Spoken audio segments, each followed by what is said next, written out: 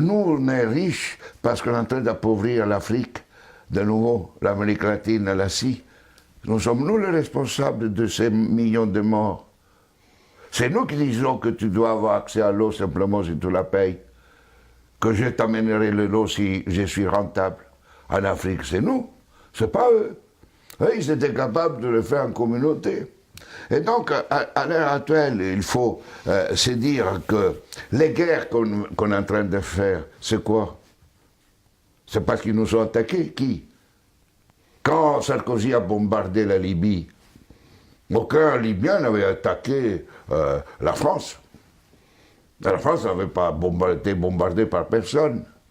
Et nous, quand les Américains ont bombardé Bagdad ou l'Irak, parce que c'était l'ennemi du mal,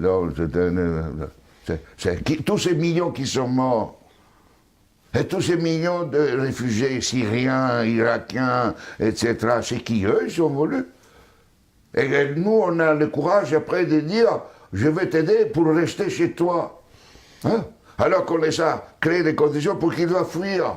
Et nous, on va dire hypocritement, cette Europe qui hypocritement donne 6 milliards à la Turquie, 2 milliards aux Libyens pour pouvoir tenir les gens qui viennent d'Afrique, où on est en train d'alimenter, nous, les guerres. Mais il faut s'arrêter de se raconter des balivernes ici. Hein? Il faut s'arrêter. La guerre ne se fait plus parce qu'on tue l'ennemi. La guerre est devenue, grâce à la technologisation, elle était aussi d'avant, mais elle est devenue une activité économique la plus rentable après l'industrie pharmaceutique et l'industrie informatique. On fait la guerre parce que c'est rentable. Et malheureusement, si nous ne changeons pas nos dirigeants, et nous-mêmes, hein, dans le sens pas individuellement, mais les systèmes de valeurs fondamentaux, la sécurité nationale qui explique la guerre, la souveraineté nationale, l'appropriation privée du vivant, etc. Tout ça, on fera la guerre. On fera la guerre, pourquoi? Parce que pour cela, deviendra une activité de plus en plus rentable. D'ici quelques années, si vous éliminez la guerre, le PIB mondial chutera, d'après le système dominant. Il ne chutera pas si on est dans un autre système. Au contraire, la guerre, la disparition de la guerre sera une source de richesse.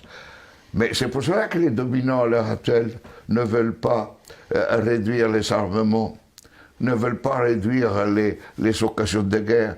Parce qu'imaginez-vous la France sans la guerre. Que serait comme économie? Imaginez-vous les États-Unis sans guerre, deviendraient des pauvres. Dans des économies pauvres. Donc aujourd'hui, on est entré dans une phase où on fait la guerre parce que c'est rentable.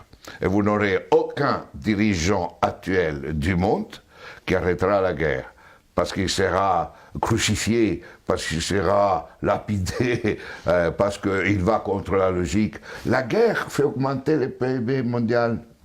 La guerre permet la croissance économique.